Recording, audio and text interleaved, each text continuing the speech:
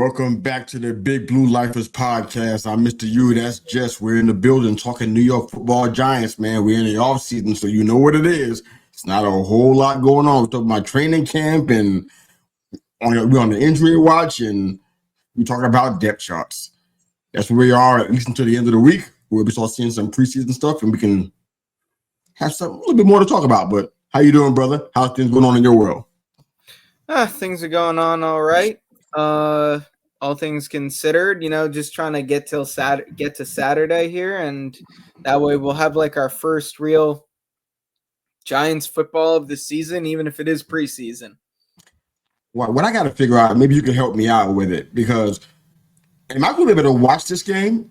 I forgot all the regional blackout market situation. I forget about that sometimes. I'm like, you know what? I forgot that I don't have NFL Sunday ticket. I forgot that I don't have the red zone.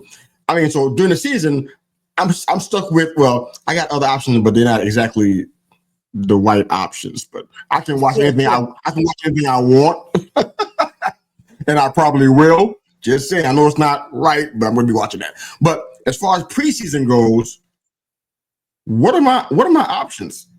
How am I watching the Giants? Talk about this game. How am I going to see it? I honestly don't think you really have many that are ethical, to put it lightly. But because I think it's NFL Network, and that's going to be regional. So here, hold on. Let me check the ESPN app. Like, what other games are going to be? Yeah, I don't have the NFL app, so I don't have the NFL app, so I can't see NFL Network schedule, what they're going to show us. It's going to be hard to find out. We're sitting here on the air Googling stuff, which is awesome for podcasting. Yeah. So it seems like, honestly, actually, you will. It is the only game going on Saturday at 1 p.m. Are you kidding me? So, yeah. So if you've got that's a shocker. That's a shocker. I do have it. Yeah, so you should have it. Well, it seems like because this is preseason week 1, you've got 3 games on Thursday, 3 games on Friday. Then the Giants Bills is the only game going on at 1 p.m. on Saturday. Everybody else is in the evening. Yeah, games on Sunday. All right. Well, week 2 will be a different beast. Jets, Giants, NFL Network. But there's going to be 3 other games going on at 7 p.m. So depending on where those end up, be it Fox, ESPN, NFL Network, I doubt you're going to be able to watch much. But the first one's the big one, in my opinion. Yeah. That's where you're going to have some reps from the starters, some reps from the 2s, and then you'll get into the 3s. Yeah, so, I love to see how people handle Josh Allen, even if it's just for a little bit. I'd love to just see how they respond. Not sure if James Cook's going to be out there because he got a contract situation, so who knows? But yeah, all right. So as far as I've heard, he will not be. There you go. So they're gonna have to deal with the other guys. Ray Davis is not he's I don't think he's a starter in that regard, but he definitely 500 yards a season guy, and definitely a plug and play end zone dude. But okay, so week 2, we're in playing Dallas. All right, on Fox. I might have a chance. To see that one. Not that I want to see the Dallas Cowboys in my TV set, but we'll see. They love themselves some Cowboys on national television. Oh, that's national. I'm not even in preseason.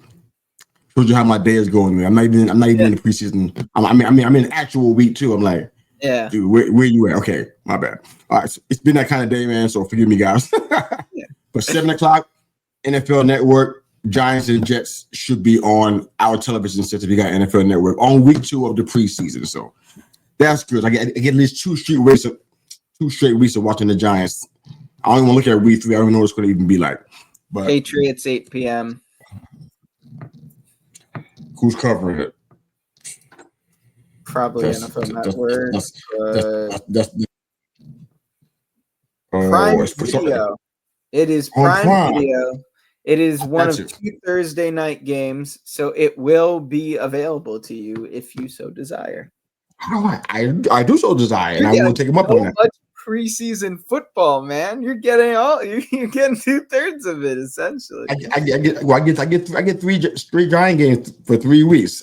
I'll take that because I know that when the season starts, I'm about to go to my other sources because I know it's not gonna be my TV set. that part I know is really gonna be. I get Dolphins on this TV set for some reason. I don't know why. I get Saints because of Fox. Mm-hmm. I get the Steelers on CBS. I see more of those games than I see anything that got to do with the New York Football Giants. So I'm like, how am I gonna figure this out? I gotta go to my again. Where source. are you? South Carolina. Yeah, South Carolina.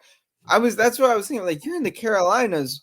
Why aren't you just getting the Panthers or even the Falcons? I get them, but I don't get a steady dose of those anymore. But this whole market thing and the whole, I guess, blackout thing, whatever it is, I think that's playing a part because in years past, that's all I got. Falcons are on Fox, and the Dolphins will be on CBS anyways, and then the Panthers will be on Fox too. And I would get that steady dose of it. Now they got all this stuff mixed. I'm getting Browns games sometimes. I'm like, what in the world? So I don't know what they're doing out there. They ain't thinking about the regional fan who wants what they want, but it is what it is, man. But it's football, and we're excited about it, man. So let's jump into some of our topics for today. We don't have a whole lot because ain't a whole lot happening. Where you want to kick off, brother? All right, let's start off with the news that came out today. Their unofficial depth chart that the Giants released. That it looks like it's going to be for Saturday specifically, and you can tell being that they don't have Andrew Thomas listed. What? He's still on PUP. He's not cleared for this weekend, so that'll be interesting. But no big surprises, in my opinion. We talked a little bit about this before we started recording. But for me, the fact that Jackson Dart is listed as their third string is not surprising in the slightest. I guess it's a little, I'm a little surprised, for a lack of a better way of putting it. Are you? Well, being that this is specifically for Saturday, so come regular season, I expect Jameis to be the number 2. If something happens to Russ, I expect them to turn to Jameis before Dart, especially early in the year with, the season still wide open in front of us. But for this weekend, I figured with how it sounds like a lot of the reps have been broken up in training camp, I had expected Dart, not expected, but in the back of my mind, I'm thinking, Dart's probably going to get those reps with the 2 they're going to want to see with him. But maybe this is just Russ is going to be in there for a couple drives. Jameis is going to be in there for a couple drives, and then Dart just plays the rest. Something like that. I don't expect we're going to see anything from DeVito. We shouldn't see anything from DeVito. Unless Dart comes out, just absolutely kills it against the other 2s and 3s, and we're up, 35-7 going into the 4th, something like that. Maybe then DeVito can get some snaps. But for me though, I guess right now my biggest surprise is that Marcus Bow is listed as the second string right tackle, not third, not behind Forsyth. He is ahead of Forsyth already. And, we signed Stone Forsyth to be one of our top backup tackles, to be one of the swing tackle options. And I am very pleasantly surprised to see Marcus Bow listed as, hey, second team, baby. Behind But yeah, again, otherwise, not a lot, in my opinion, here to really take. Banks or Flott is the only or listed here.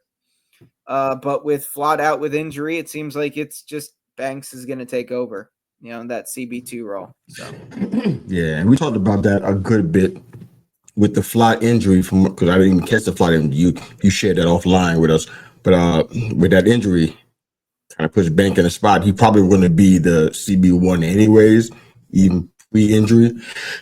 But he thought of it enough of it a race to not even name the CB2. So I guess with the injury, we'll see how that looks. But as far as Saturday goes, it's probably a safe bet that Flott's not going to be out there. So in regards to, man, there's kind of a few things I want to touch with this because I'm not really shocked by anything that I saw so far either. I think the thing that I'm kind of sitting here like, okay,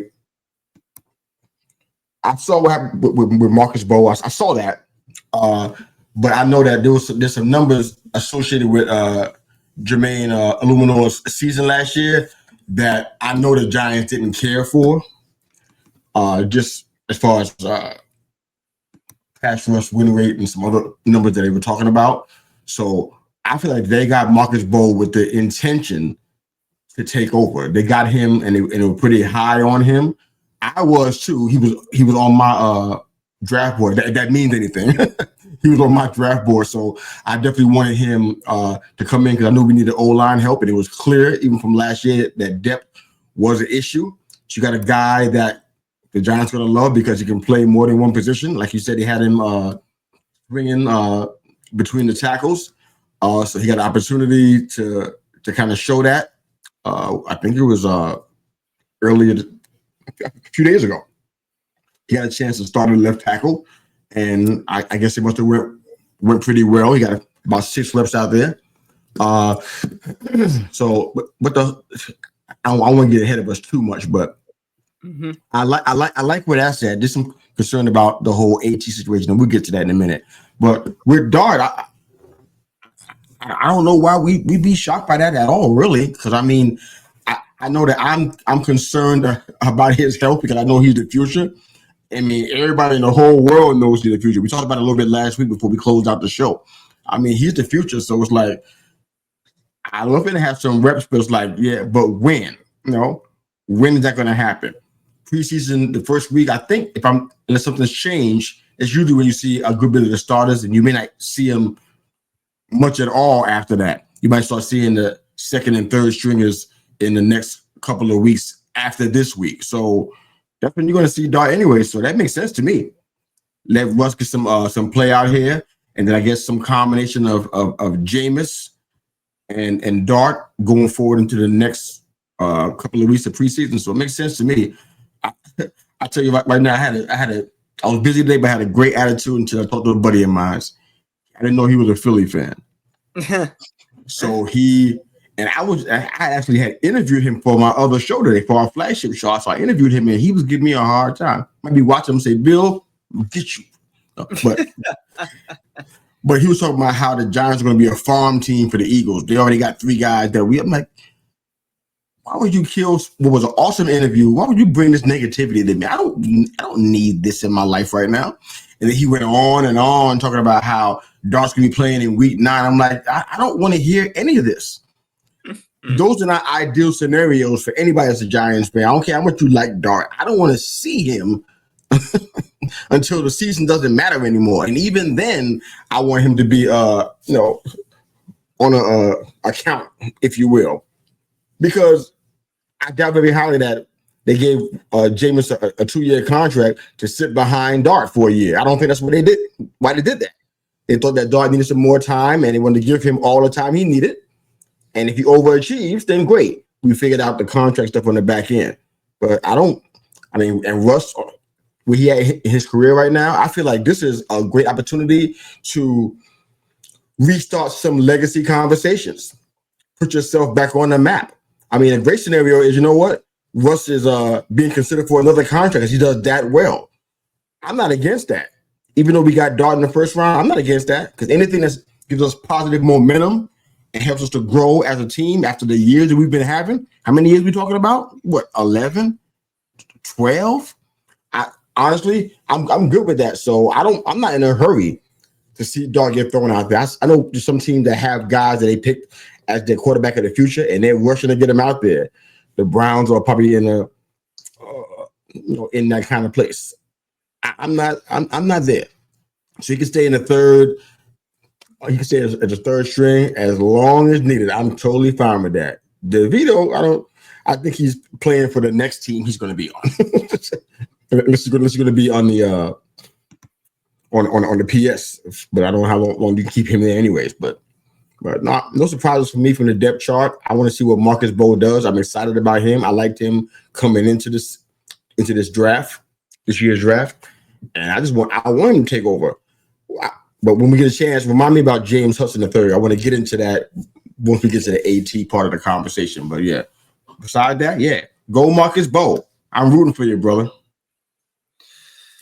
Yeah, I mean, he was a guy that I had really wanted them to draft when I started seeing him fall in the draft. But there is some of the injury concern. There is a little bit, that he's playing light. So I didn't hear anything about him really for most of camp. And then all of a sudden, he started popping up a bit on my For You page on Twitter or X or whatever you want to call it. Yeah, both. Clips of him, him going up against Abdul Carter, him going up against Kayvon. And, again, you're not going to win every rep, but, the fact that he was even holding his own as well as he did, was a pleasant sight to see. He's another guy that's similar to Dart. I hope doesn't see playtime this year, because that means really? Yeah. I don't want to see Marcus Bowe this year, because that means something's wrong with AT or Jermaine Illuminor or who knows what, And so I want him to put some weight on, be in the gym every day. That's what I want to see from Marcus Bowe. All right, let me help. Let me make a small case for Marcus Bowe playing sooner than later. We can't compare the quarterback situation. That's different. So we're going to scrap that. That's a whole different situation. I'm pretty unmovable on that point. I don't want to see Dart anytime soon. That means our season's going well if I'm not seeing him. That's what that means to me. But with the tackles, this is different because look what happened the past few years. Well, the past 2 years at least. But yeah, probably I guess the past 3 years is accurate with health. And with some of these guys that went down with injuries at key points in the season where we were, I guess, attempting to better ourselves. Why would you not want a young tackle? I want Jermaine's spots to get taken. That justifies the draft pick that we made. And it says, you know what? We're moving into the future. I mean, Thomas is a part of the future. We're not seeing him right this minute, but we got high expectations he's going to be out there. And you got the younger, the better. I mean, GVR is 34. He is what he is. He's versatile. He can do a lot of things. And he's been probably one of the most stable guys on the line, health-wise and production-wise that we had last year. So I'm good with that part. But you wouldn't want a bunch of young tackles out there, fierce lions out there on the line fighting for it all. I mean, why would you not want that? Why not? Because, well, as of right now, I don't think he's as good as Jermaine Illuminor.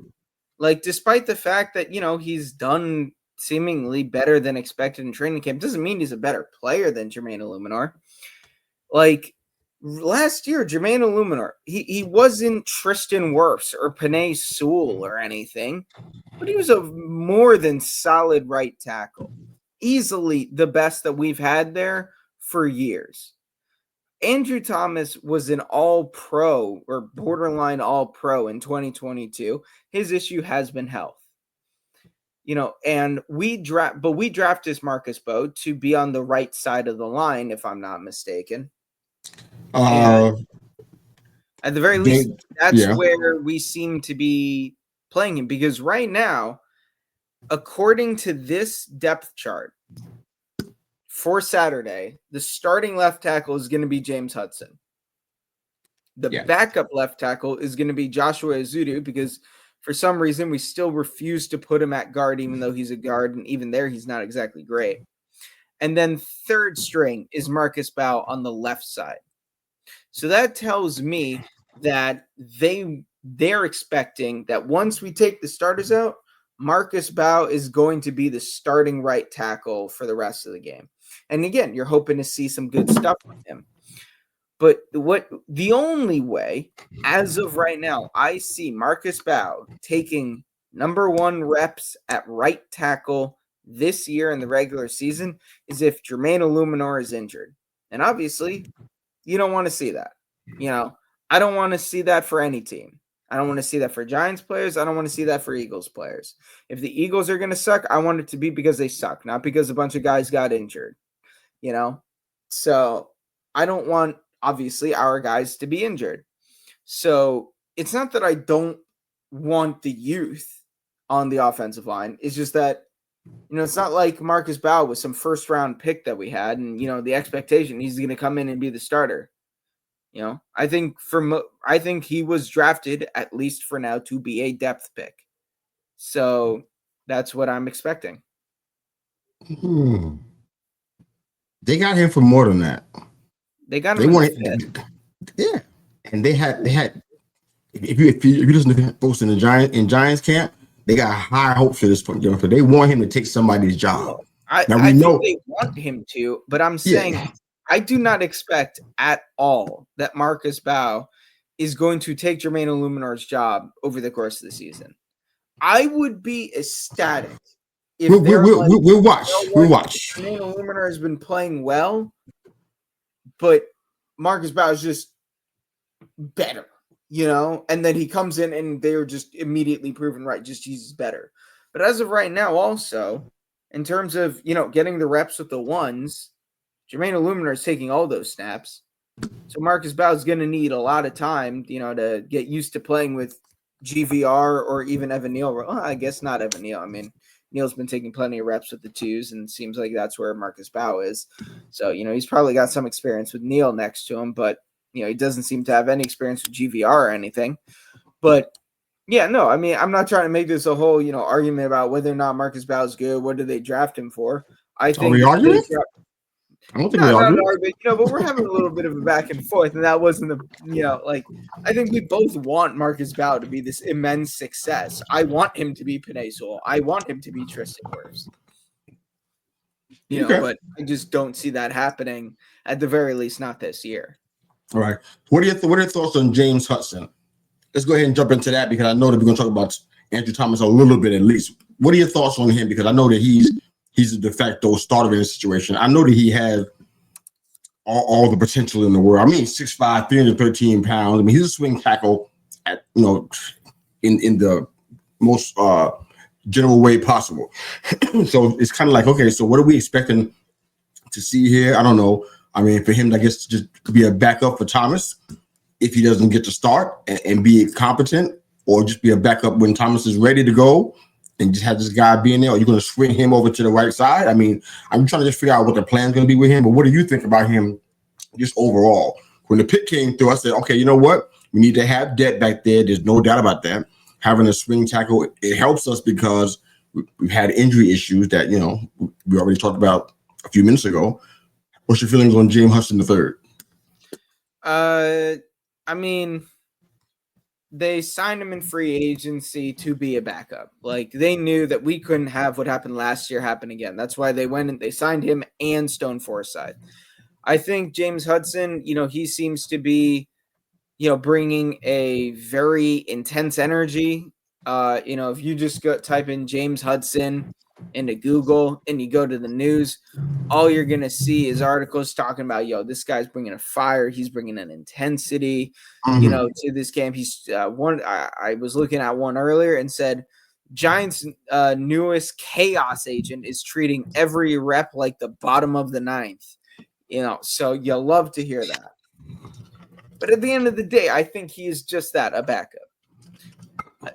I'm hoping Andrew Thomas has been healthy in his Giants career and played all games once. That was 2022 when he was looking like one of the best left tackles in all of football. The issue is the Giants haven't gotten that from him every year.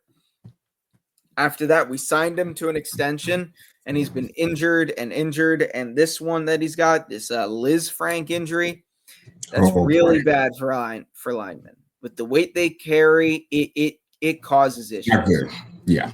I I don't want to, kind of be putting this out there, but then don't do it then. I have a feeling in one of the first 2 rounds of the 2026 draft, the Giants are going to have to draft a left tackle. And I hate to say it, but Thomas still isn't practicing. That being said, I think Hudson is a serviceable backup. I think the Giants, they went out and they spent this money for a reason. And I think he's going to be decent. For a backup. He's not a guy I want starting all 17 games for my team. But, if he has to come in and be the starter for a couple of weeks, so be it, Yeah. Future of eyewear. This is not a pleasant conversation because we know that, when you have a team with this kind of history and I guess potential, hate to use this word with them, but unfortunately that's where we're at right now. We're looking at potential. Every guy that's young and under reasonable contract that can be a high producer, you want to get as many of those as you possibly can because that's how you build an NFL team. And the teams that have been doing it well, the teams that we may loathe, they've been doing it right, and to have a guy like him potentially not be healthy for his entire career in blue, it's like that's not what you want. So I don't know what the problem is or what's the reason for the injuries. I don't know if it's weight. I don't know if it's technique. I don't know what it is. But he's considered one of the best left tackles in the game. I don't know where he ranks at. I don't even want to see a ranking right now. That would just set me off. I don't even want to see that. So I'm just saying that I can safely say he's been considered one of the best left tackles in the game. I can say that comfortably without Googling anything. So to hear that he'll be going in the draft in 2026 to get a tackle, like that burns real good.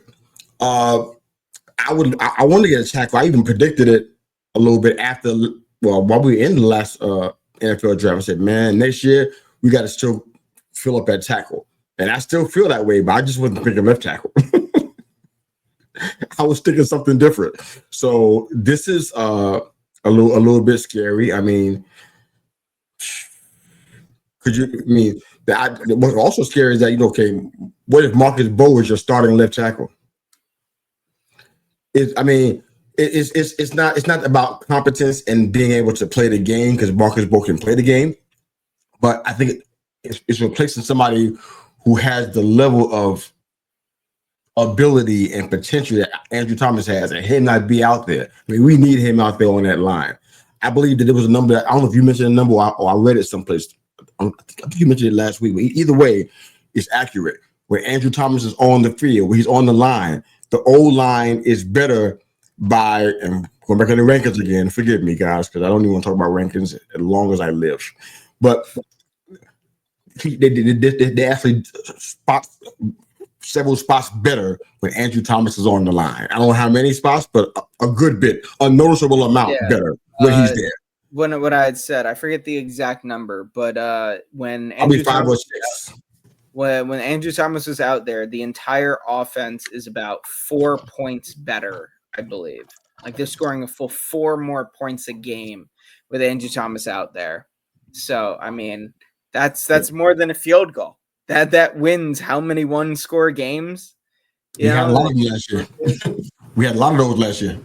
Yeah, with just adding Andrew Thomas, like that's why I believe Andrew Thomas is the most valuable player on the team.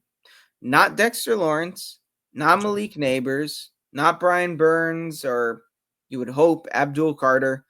Andrew Thomas. That is how valuable he is to this team. But he can't stay healthy. I need to see it again. I need to see him play all 17 games, and I need him to be good in those 17 games for me to have confidence in him moving forward. Okay. We didn't talk about this, so this is going to be on the fly. If we don't have an answer, that's fine. We can dig it up and we'll work on it next week.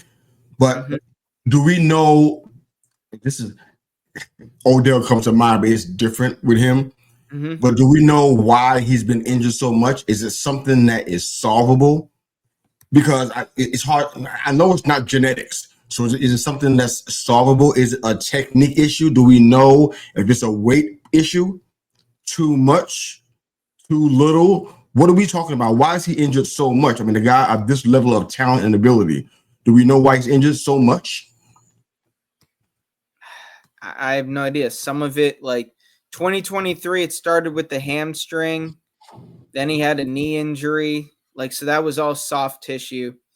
2021, he missed a couple weeks. He was dealing with an ankle, and then he had like the foot injury, I think it was.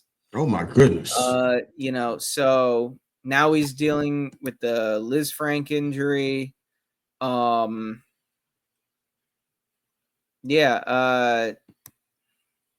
see here. Yeah, he had to have surgery on the foot. Yes, it's been everything. I don't know what it is. For some guys it just happens. Like the hamstring is a soft tissue injury. I get that. But and the knee and on that turf, what you expect? Knee issue. I'm not surprised by the knee either. The knee and but the other stuff. I don't think the knee injury was all that serious. So what's we gotta find a way to keep him healthy. I don't know how you do that. This reminds me of some players in baseball that got hurt so much. I'm like, how can we help them? But this is what we need for him, because this is you say he's the most important player on the offense, I guess, and on the line at least. I can't argue that. We got to keep him upright. So I don't know what's going on with that, but yeah. Are we going to lament now on him being on the PUP list still? Are we going to like cry and stuff, or are we able to move on? I think we can move on. The fact that he's still on the PUP list doesn't surprise me. I think they want to start getting him back into things going into maybe the final preseason game, but hopefully he'll be able to be practicing and be warmed up before week 1, because we need him for that. Definitely. We need him for week 1, week 2, week 3, week 4, week 5. I can keep going. We need him for all. We need him for all of that. And just a quick update. We didn't mention it before, but Jermaine Luminor, he's in his final year of his contract. So I find it really hard to see them giving him a big bump and bringing him back. I find it hard to believe. So I think that's why Marcus Bowe is even on this team right now, because they already saw this part coming. So just a quick update and contract note there. We didn't get into it, but I heard something about Scatterbo having a setback. I didn't read it because I think I was scared, but heard he had a setback. I'm like, do you know about this? A setback is not a good thing for him to have a setback at all. We don't want to hear that. I mean, we need you, bro. Like right now, Devin Secretary is the RB2, and I don't know if I like that. How do you feel? Yeah, I'm not that worried. Okay. I think it's just I do think it's like a hamstring, if I'm not mistaken. Let's see here. I'm pretty sure it's soft tissue.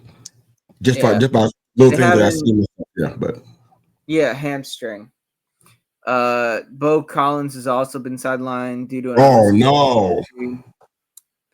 But Scatterbo, I don't love it. Obviously, not happy about that whatsoever. But of all of the positions, running back was like, I mean, I guess this is why you still have Singletary. It's not ideal. We had thought that they were going to kind of have the 1-2 punch going into the first preseason game, get a look at the Tracy and Scatterbo, like how are they going to be broken out? How's the carries going to be broken out, split up? But, this is one of those things. He's a running back. Again, I hate putting it like, but, like we don't even know how good he is. Like It's not like Saquon when he was here, and when Saquon went down, we were worried about, okay, who can fill that role? We have Tracy, we have Singletary. We have the guys that did last year who were both solid producers, not elite, but solid. And, I want Scatterbo to just focus on getting better, see if he can get some reps in for next week. But for now, just focus on health. Yeah, no worries on that one. I'm with you there. Some other injury update. I'm not worried about him like I am Andrew Thomas. No comparison, anyhow. But yeah, Thomas Fedone got his barrel wrong. He got a concussion, so he's in the protocol. So he moved up in the depth chart in the past few days, which is like, okay, I don't know how that happened, but that's hopefully he's able to come out okay there and be able to rejoin the team and get back to work, because I really like him a lot to move up very, very high in that depth chart. We got a lot of questions that I think need to be answered. I'm one of those guys, if I see something it's negative about Daniel Bellinger, I'm usually jumping into the post, usually on Twitter or X. I'm jumping in there because I was a believer of his for a good bit, and I'm still willing to give him a chance. So Chris Manhurt and Dolchik and Terry II, those are guys I don't have any connection with, really. So it is what it is with that. I think they're going to be out as a blocker. I like him. Yeah, but is that what we need though? I need guys that catch passes and block. We need both. If you can do both, especially in 2 tight end sets, if you're going to be doing that, which I think we're going to do that. Now it looks like Theo is the clear number 1. Bellinger, he's had a strong camp. Like we've talked about. I don't know why they just went away from him the way that they did, but Bellinger seems to have had a strong camp. He's really solidified himself as the number 2 there. Yeah. Then they have Manhurt, Dolchich, and then Fedone / Terry. I want Fedone in that reserve spot, especially if they are running 2 tight ends. I want him in that reserve spot. I don't want him to get cut. I like him a lot. But that's a personal thing. Besides that, man, just about Andrew Thomas, they're expecting to get him ready for week 1. They enthusiastic about that. GVR is away on personal business. Besides that, man, it's just guys trying to get healthy. It looks like Evan Neal is trying to have a legitimate push for a starting job. I'm like, wow, who would have thunk it?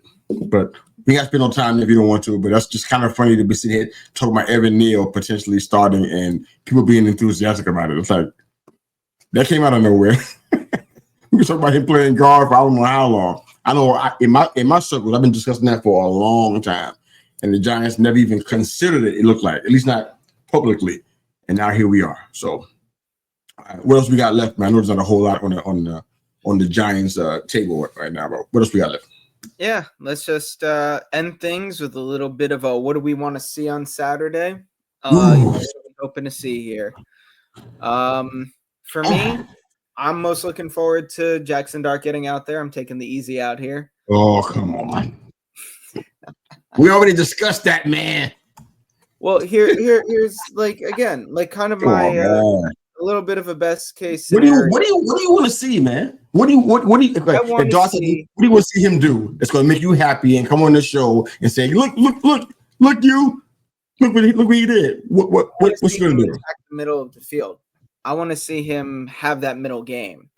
Reports out of training camp, he's doing, we know he has good arm talent. That's one of the reasons we drafted him. He's a project with a good arm talent. He's been able to, throw the deep ball on the outside. He's, got the checkdowns, but he has struggled with decision-making and timing still. He's gotten better. He took what Dable said about him getting better every day very literally. And that's what he's really seemingly has done. But, one of the things that I want to see is he's in the pocket and, pressure's kind of coming in. Is he holding the ball too long? What is his decision-making like? Because that's really what we need. We know he's got the physical talents. Daniel Jones had the physical talents. But he's here.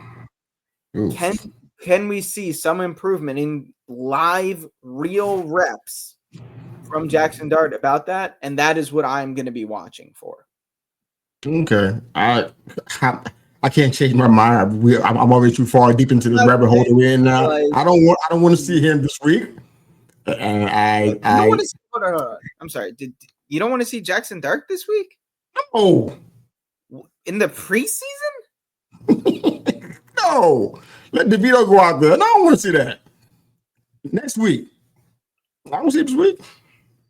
Oh, thank you. Okay, I'm not gonna lie. I am not following your logic there. The preseason is quite literally where we want to be seeing him play. Yeah, but not the whole preseason. These guys, other guys need reps too. Russ, I want to see Russ with some reps. If the starters are going to be out there for week 1 for whatever. They're only going to be out there for like a few drives. Who told you that? Who told you that? Every team. That's how every team's been doing it for years. The starters don't play a ton in the preseason. They never have. They've never played a lot preseason. In the past couple of years, those guys have been out there in the first preseason game, and in the fourth one, they've been out there a lot more than in recent years.